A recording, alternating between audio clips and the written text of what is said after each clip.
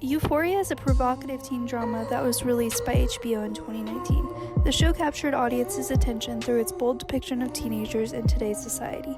For this video essay, we will analyze the depiction of Kat Hernandez in Euphoria. Kat Hernandez falls under the problematic trope common among teen dramas, the fat best friend. What? DUFF. DUFF. Designated ugly fat friend. We will study how Euphoria is both reinforcing and subverting the DUFF trope through Kat's character development.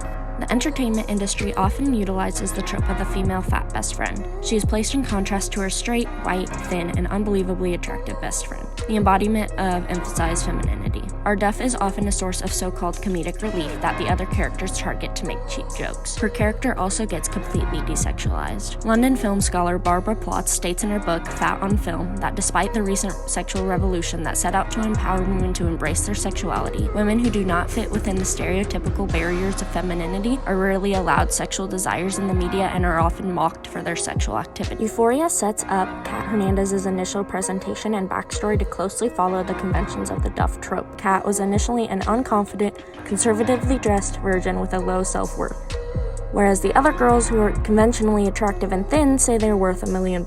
As far as Kat's sexuality, she's a virgin. You need to catch a dick. These initial moments with Kat set her up to be just another fat best friend. Euphoria depicts Kat with always having had a complex relationship with sex. Some of her first sexual experiences were with fanfiction and smut. Kat's creation of fanfic media furthers the desexualization of her and reinforces the DUFF stereotype. The audience still sees her as sexually undesirable and only writes about sex but does not engage in it. Kat's era of sexual exploration begins with assault. After being coerced into losing her virginity, she was unknowingly filmed and the video was released onto Pornhub. This is an important turning point in Kat's story arc. She realizes she is not only desirable to men, but can monetize from it. This begins her journey into the world of webcam sex. She starts to earn large sums of money. She begins dressing completely differently. She carries herself confidently and unapologetically, at one point saying, There's nothing more powerful than a fat girl who doesn't give a fuck. She also undergoes a complete attitude change, no longer willing to do emotional labor for Maddie.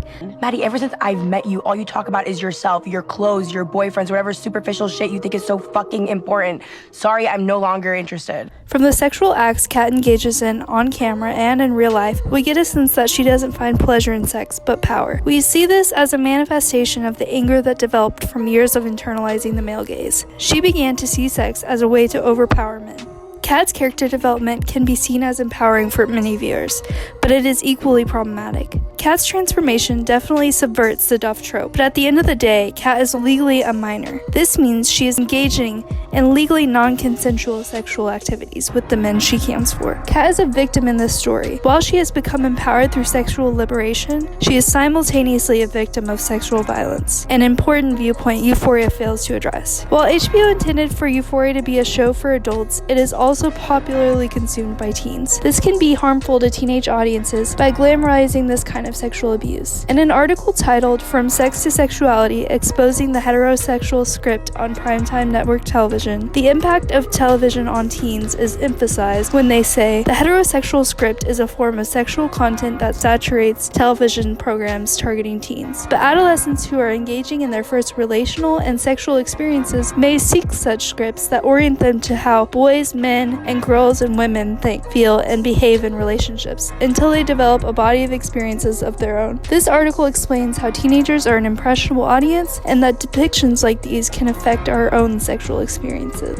Having characters that are categorized as overweight, that are constantly treated poorly, asexual in nature, hardly ever the main character, and not to mention barely overweight in the first place, sends a message to those that look and identify with these characters. According to Mary Anna Kidd from the Department of Communications at UT Tyler, consequences of having fat characters represented in this manner are that those who see this as their representation will begin to self-stereotype and try to fit into limited roles instead of exploring the options available to them. The main criticism of Kat as a character, other than her countless illegal activities, is that she had to go through a sort of metamorphosis to love herself that the other characters did not. This tells heavier women that loving themselves isn't the default. Kat is a strong contender for body positivity, but it would have been just as impactful, if not more so, to introduce her as a self-loving woman she becomes. Having a character that unconditionally loves themselves and their bodies without having to exploit it would have created a healthy depiction of sexuality for young women. Regardless, Kat has opened a new door for curvier women. She embraced her body and her sexuality, and it made her confident and powerful. She displays that women who do not fit into stereotypical beauty roles are not less than those who do. Kat represents a shift in how fat people can be portrayed, and since there are few characters of this nature, she can change public and personal perceptions of what being fat means.